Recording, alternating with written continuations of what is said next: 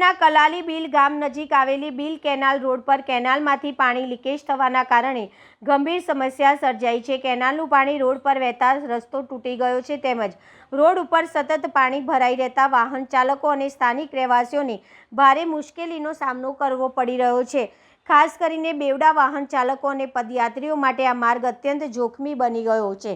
પાણી ભરાવાના કારણે રોડની સ્થિતિ નજરે ન ચડતા અકસ્માતની સંભાવના પણ વધી છે। સ્થાનિક લોકોમાં તંત્રની બેદરકારી સામે ભારે રોષ જોવા મળી રહ્યો છે। આ મુદ્દે કોંગ્રેસ વોર્ડ નંબર 12ના પ્રમુખ રાકેશ ઠાકોરે તંત્ર સામે કડક આક્રોશ વ્યક્ત કર્યો છે। તેમણે જણાવ્યું હતું કે કેનાલ વિભાગ દ્વારા સમયસર યોગ્ય દેખરેખ ન રાખવાના કારણે આ સ્થિતિ ઊભી થઈ છે। તેમણે કેનાલ વિભાગને તાત્કાલિક ઘટના સ્થળે પહોંચીને કેનાલ લીકેજ બંધ કરાવવા તેમજ તૂટેલા રોડની તાત્કાલિક મરામત કરવાની માંગ કરી છે।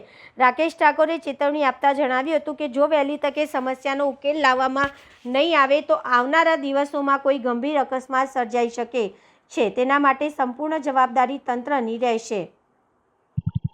પાણીનો વેડફાટ એટલે પાણીની જોડે જોડે રોડ રસ્તાનો બી આના કારણે વેડફાટ થવાનો, કેમ કે જે રોડ રસ્તા સારા હતા એ પાણીને લીધે તૂટવાના છે, કોઈ જોવાનું છે નહીં। છેલ્લા કેટલા 2-3 કલાકથી પાણી આ ગાબડા પડ્યા છે કેનાલમાં 2-3 જગ્યાએ, અને સોસાયટીની આજુબાજુના રસ્તા પર બી પાણી ભરવા લાગ્યું। રોડ રસ્તાના એમથી ઠેકાણા નહોતા, બેરે જેમ તેમ કરીને રોડ રસ્તાને ઠીંગડા મારી રહ્યા હતા, ને એમાં પાછું પાણી લાગશે એટલે તૂટી જવાના।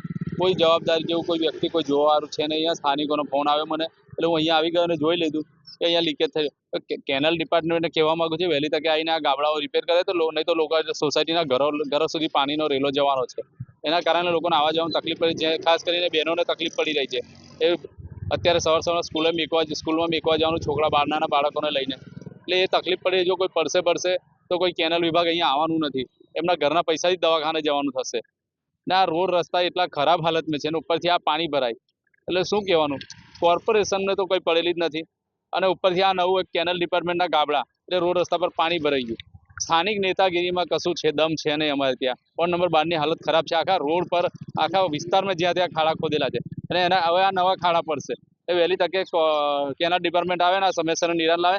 કોર્પોરેશન બી કેનાલ ડિપાર્ટમેન્ટને કહીને આ સમસ્યાનું નિવારણ લાવવા માટે ધ્યાન દોરે।